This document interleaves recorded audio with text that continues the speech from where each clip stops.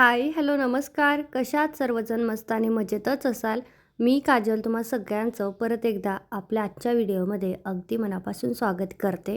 तर कालचा व्हिडिओ तुम्ही सगळ्यांनी बघितलेलाच असेल आणि आता मी त्याच्यावरती बोलणार नाही, पण एका ताईंनी कमेंट केली होती, त्यांनी जसं व्ह्यूसाठी केलं तसं तूही व्ह्यूसाठी केलं. तर व्ह्यूसाठी मी केलेलं नाही आहे पहिली गोष्ट तर. कारण की व्ह्यूसाठी करायचं असतं ना, त्यावेळेस ज्यांनी ज्यावेळेस उत्तर दिलं तेव्हाच मी त्यांना प्रत्युत्तर दिलं असतं. मी नव्हतं करायचं मला, बट आता मला बोलणं वाटलं कारण की त्या सोडून बाकीच्याही बायका माझ्या नावाने म्हणजे घेत आहेत. म्हणजे त्यांचं ठीक आहे, ते माझ्या कस्टमर होत्या, चुकलं हे, पण बाकीच्यांचं काहीच कारण नव्हतं माझ्या नावाने व्हिडिओ वापरायचा. आणि त्यांनीसुद्धा बरं का, आता मी जरी त्यांच्याविषयी दाखवलं होतं साडी वगैरे, पण मी त्यांचा नाव सांगितलं नव्हतं. दुसरी गोष्ट, त्यांचा ID मेन्शन केला नव्हता, नाव मेन्शन केलं नव्हतं. पण त्यांनी व्हिडिओच्या खालीच माझा यूट्यूबचं जे चॅनल आहे तर तो मेन्शन केला होता. म्हणजे आपण एखाद्याचं ज्यावेळेस चॅनल मेन्शन करतो ना, तर तो व्हिडिओ डायरेक्ट आपल्या म्हणजे माझ्या चॅनलमध्ये सुद्धा दिसतो. जसा त्यांनी त्यांच्या याच्यावरती मेन्शन करून टाकला, तर ते माझे जे सबस्क्रायबर आहेत ना, तर त्या सगळ्या लोकांच्या मोबाईलमध्ये तो व्हिडिओ आपल्यापच जाणार. त्यामुळे मी कुणाचं नाव नव्हतं घेतलं, मी कुणाला मेन्शन नाही केलं, कुणाचा फोटो नाही वापरला. मी जे काही व्ह्यूज घेते ते माझ्या स्वतःच्या कष्टाने घेते. मी कुणाचंही कधीही कुठलंही नाव वापरत नाही व्ह्यूजसाठी, जे की त्या बायकांनी वापरलेलं होतं. आणि आत्ता बरेच जण उठून माझ्याच नावाचा जयघोष करत आहेत यूट्यूबवरती. तर हे नाव कमवण्यासाठी पण कष्ट घ्यावे लागतात. नाहीतर उगाच कुणाचं तर नाव टाकलंय, व्हिडिओला व्ह्यूज येत नसतात असं.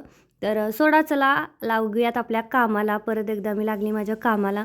आल्यापासून माझं सुरू आहे, पहिल्यांदा मशिनी मी पुसून घेतल्या होत्या, पण डीप क्लिनिंग करायचं सुरू होतं, पण ते राहिलं. पण आता म्हटलं चला, पहिल्यांदा उठली होती, उठून चहा वगैरे बनवला, म्हणजे ठेवला होता, ब्रश वगैरे झाला होता. म्हटलं पहिलं ऑर्डर लिहून घेऊया.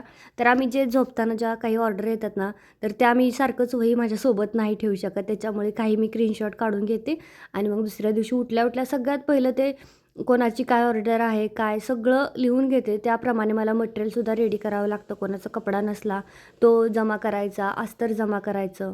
तर अशा बऱ्याचशा गोष्टी करून ठेवाव्या लागतात. आणि हे काम माझं उठल्याच असतं. मी याला ढकलत नाही पुढे मागे, कारण मला ना समजलं पाहिजे की कोणती कोणती ऑर्डर आहे, काय काय आहे त्याच्यामुळे. म्हणून मग पहिल्यांदा म्हटलं हे पटपट आपण लिहून घेऊया. आणि खरं सांगू ना, तर ही सवय चांगली आहे. पण मी आधी एक चूक करत होती, ती म्हणजे मी डायरेक्ट नंबर लिहायचे. तर नंबरच्या पुढे त्यांचा काय ड्रेस आहे, काय आहे, हे सगळं आता मी ना लिहून ठेवते. तर बऱ्याच जणांच्या कमेंट येत होत्या की सानिका तुमच्यासोबत आली का वगैरे. बऱ्याच जणांनी गावाकडून निघण्याच्या ब्लॉगपासूनच कमेंट करायला चालू केलं होतं. तुम्हाला थोडंसं वाटलं असेल, तर हो, ती माझ्यासोबत आलेली आहे. मी तिला आत्तापर्यंतही दाखवलं नव्हतं किंवा येतानाही दाखवलेलं नव्हतं. ती स्वतः जोपर्यंत म्हणजे ते पहिल्यापासून लग्न झाल्यापासून कम्फर्टेबल असते माझ्या व्हिडिओमध्ये यायला. पण मीच थोडं म्हटलं ठीक आहे, तिला थोडंसं रिलॅक्स फील झालं पाहिजे. तसंही नवीन जागी गेल्यानंतर ना आपल्याला करमेपर्यंत 2-4 दिवस, आठवडा निघून जातो. त्यामुळे मी पहिले 2-3 दिवस तिला एकदम रिलॅक्स करू दिलं. आणि आज तिचे कसं नाही तर मी कोरफड लावून देते, कारण तिची इतकी सुंदर केस आहेत ना, की म्हणजे तिला तेवढं जपावं पण लागतंय. तर आम्ही दोघींनी आज प्लॅन केला होता केसांना कोरफड लावूया म्हटलं, कारण गावाकडून ना धुळीतनं ह्याच्यातून वगैरे ना केस डॅमेज होतात, खराब होतात. तर तेच चालू आहे. आणि तिची खूप छान आहेत केस. मला असं म्हणणं, माझं असं तिला म्हणणं आहे की बाई, तू आली माझ्यासोबत पण केस गळली नाही पाहिजे. तसं आम्ही फिल्टरच्याच पाण्याने आंघोळ वगैरे करतो म्हणा, पण तरी पण थोडंसं म्हटलं लक्ष दे, नाहीतर असं नको व्हायला की गळले वगैरे. तर आता बऱ्याच जणांना प्रश्न पडेल की ती का आली तुमच्यासोबत वगैरे. तर तिचे मिस्टर पंढरपूरला असतात. ते इंजिनियर आहेत, मेकॅनिकल इंजिनियर, BE मेकॅनिकल, तुम्हालाही माहीत असेल. आणि त्यांच्या साईट असतात. तर आता ते ज्या साईटवर आहेत ना, तर तिथलं काम संपत आलं आहे. आणि मग लग्न झाल्यापासून ती घरीच होती, म्हणजे गावी. आणि घरचे सगळे रानात जातात, ती एकटीच दिवसभर घरी असते. म्हणजे बाकीची शाळेत पोरं पण शाळेत जातात. आणि आत्ता कसं, आता मेन उन्हाळा चालू झाला. आतापर्यंत ठीक होतं, थंडीचे दिवस होते. पण आता इथून पुढे इतका प्रखर, आणि आमच्या इकडे थंडीच्या दिवसात इतकं ऊन लागतं की आम्ही इतकं करपून आलो, काळं कुळकुळीत झालो होतो. म्हणजे तुम्ही समजू शकता की किती जास्त डोंगराचा भाग आहे.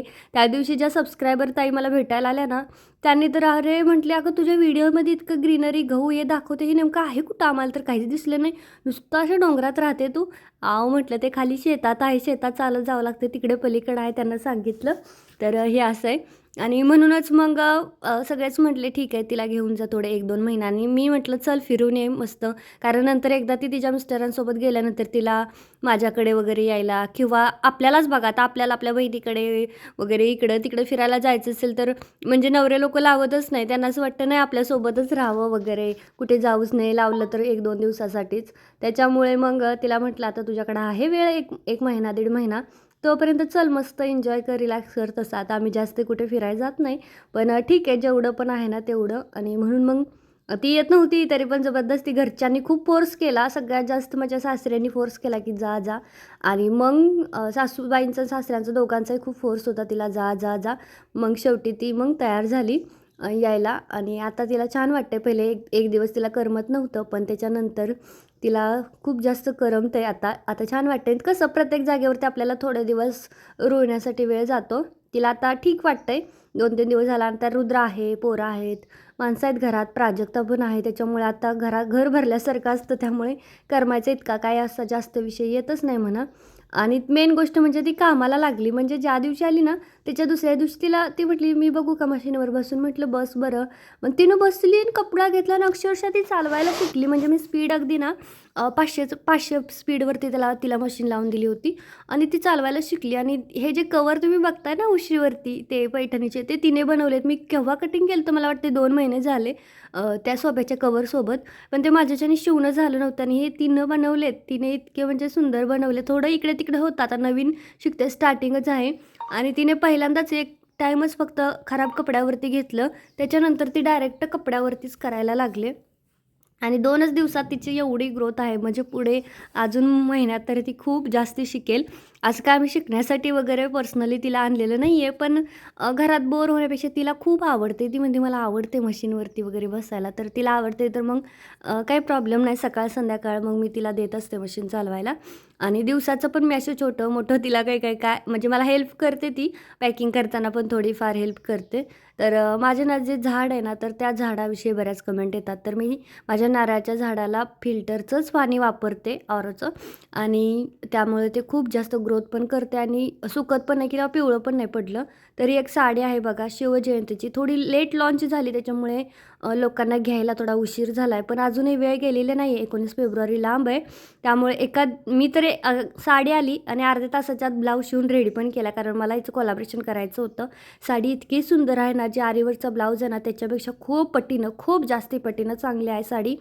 एवढी सुंदर म्हणजे लटकन-बिटकन ते टस्सल्स खूप भारी. आणि रेंज पण खूप कमी आहे. फक्त 1199ला आहे ही साडी. आणि आरीवरच्या ब्लाऊजची आहे ना तर ती 1499ला आहे. खूप फरक आहे. त्याच्यामुळे ही साडी मला वाटते जास्ती छान आहे त्या साडीपेक्षा. तीही छानच आहे असं नावं ठेवण्यासारखं नाहीच आहे. पण बजेटच्या मानाने ही खूप सुंदर आहे. मेन गोष्ट म्हणजे चंद्रकोरची बुट्टी आहे ना तर ती खूप अट्रॅक्टिव्ह दिसत आहे. आणि तू आता नवरी झालीस. लग्नात पण येतो आम्ही. बाई लग्नात तर तुझ्या बहिणी वगैरे असतील. आम्हाला तर भाव पण नाही देणार. मी तर जाते आज कारणासाठी नाही. कारण त्या तुम्ही तुमच्या नादात बाई बघ नाही तर पदर दाखव ना असा साडीचा असा करून पूर्ण. हां सेम. फोटोशूट करणं पण सुखाचं नसतं. तर ते फ्रॉकचं आपण गुढीपाडव्याचं कलेक्शन केलेलं आहे त्याचं फोटोशूट केलं. त्याच्यानंतर गुड्यांचं फोटोशूट केलं.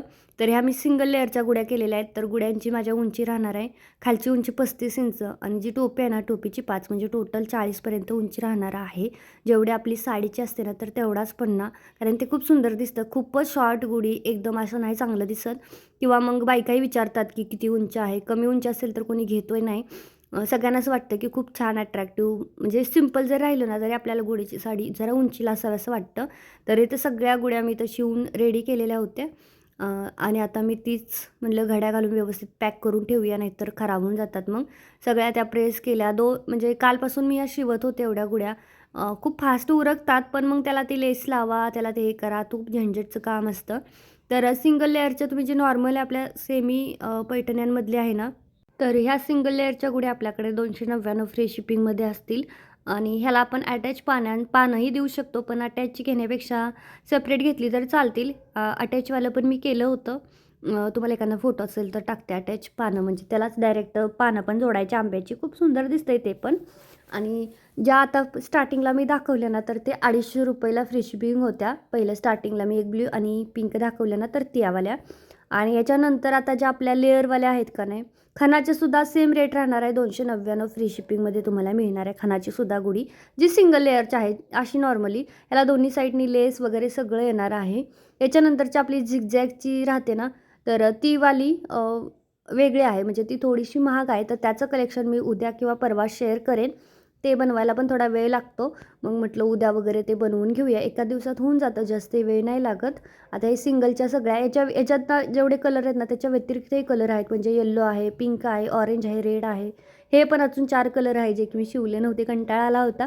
एवढंच करता करता मेन गोष्ट म्हणजे मला सगळेजण खूप वाट बघत होते फोटोशूट करावं, पटकन अपलोड कर, आम्हाला पटकन बघू दे गुड्या, असं सगळ्यांचं चाललं होतं. त्याच्यामुळे म्हटलं पटकन आपण ह्या पहिला बनवून घेऊया. आणि प्रत्येकजण आपापल्या इच्छेनुसार आपापल्या बजेटनुसार गुढी रेडी घेतं. त्याच्यामुळे मी वेगवेगळ्या प्राईसच्या वेगवेगळ्या क्वालिटीच्या अशा ठेवणार आहे. ही लास्टवाली आहे ना तर ती कलांजली पैठणीमधून मी बनवलेली आहे. तर ही सुद्धा आता सध्यापुरती 299मध्येच येणार आहे. तर चला आता पटकन मी सगळं पॅक करून ठेवून देते आतमध्ये. आता या फोटोशूट झाल्यानंतर याचं काही काम नव्हतं, आता ठेवून देऊया म्हटलं. अनएक्सेप्टेड बर्थडे गिफ्ट माझं आलेलं आहे बड्डेच्या 4 दिवस आधी, म्हणजे मला वाटते 9 फेब्रुवारीला आम्हाला मिळालेलं होते पार्सल. म्हणजे आणि पाठवले कधी असेल विश लिंकवाल्याने, 1 महिन्यापासूनही माझ्या बड्डेची तयारी करतात की काय असा मला प्रश्न पडला होता. हे ज्यावेळेस पार्सल बघितलं ना शॉक झाले. म्हणजे कोणालाच माहीत नसतं बड्डे आहे वगैरे. मागचा बड्डे तर मला कोणालाच माहीत नव्हता माझा बड्डे आहे म्हणून. पण ह्यावेळेस आता मी स्वतःच थोडी आहे एक्सायटेड. आणि मेन गोष्ट म्हणजे ह्या जे डायरीवरती माझं नाव आहे यार, म्हणजे आपलं स्वतःचं नाही, डायरीवरती हे म्हणजे डायरी बनवायला त्यांना वेळ गेला असेल ना, म्हणजे किती दिवसापासून हे तयारी करत असतील माझ्या बड्डेची विश लिंकवाले. आणि माझ्याकडून त्यांना किती फायदा होतो आहे माहीत नाही. पण मला हे बड्डे गिफ्ट बघून इतकं भारी वाटत होतं, इतका जास्त आनंद झाला होता. तर ही डायरी अशी आहे की याच्यामध्ये आपल्याला जे कोलॅबोरेशन प्रमोशन आलेत ना ब्रँडचे, तर ते द्यायचे आहेत. टॉपिक, त्याच्याविषयी पोस्टर, स्टोरी, रील, नंतर काय केलं तर स्टोरी पोस्ट केली होती, रील पोस्ट केली होती. मेन गोष्ट मला विश लिंकवाल्यांनी फक्त हे बड्डे गिफ्टच नाही तर याच्यासोबत भरपूर सारे कोलॅबोरेशन दिलेले आहेत, जे की आता हळूहळू मी टाकेनच. खूप भारी वाटतं आहे. मी खूप काम केलं विश लिंकवरती, पण आता थोडंसं कमी पडतं आहे मला, कारण प्रोडक्ट वस्तू मागवा परत त्या लिंक द्यायला मला कमी पडतं आहे. पण मी नाही करणार, कारण त्यांनी डायरी दिली नाही बघून आता परत मला असं वाटतं आहे चला त्यांना पण आपला काहीतरी फायदा झाला पाहिजे की नाही. तर पहिली डायरी होती, त्याच्यानंतर खूप छान अशी पॉझिटिव्ह वाईब्स देणारी फ्रेम होती जी की मला खूप जास्त आवडली. शोधूनही मला सापडली नसती, इतकी सुंदर फ्रेम आहे. खूप भारी, एक नंबर. आणि खरं सांगू हे गिफ्ट माझ्यासाठी इतकं म्हणजे नाही सांगू शकत की मी म्हणजे कोणीच आता एवढं मी स्वतः पण माझ्या बड्डेला नव्हती तयार की हे हे. पण त्यांनी माझी इतकी बड्डेची तयारी केली. तर ही एक छोटीशी कॅन्डल आहे ज्याच्यामध्ये चॉकलेट, चेरी, स्ट्रॉबेरी, काय पायनॅपल, अमुक तसं काहीतरी आहे. खूप सुंदर आहे. आणि लास्टवालं ते काहीतरी होतं, ते काय मला त्याचं नाव माहीत नाही ते नेमकं काय होतं ते. तर खूप छान पॅकिंग पण होते. आता आम्ही उलगडलेलं आहे, ती आल्यापासून 9 फेब्रुवारीपासून आम्ही ते उलगडतो आहे. पण व्हिडिओ बनवायला वेळ नव्हता. म्हटलं एवढं त्यांनी व्हिडिओ बनवायचं काही कंपल्सरी नव्हतं. त्यांनी माझ्यासाठी ती गिफ्ट दिलं तर बनवलं, नाही बी त्यांनी बनवलं चालत होतं. पण आता त्यांनी इतकं गिफ्ट दिलं आहे तर बनवला पाहिजेच ना व्हिडिओ.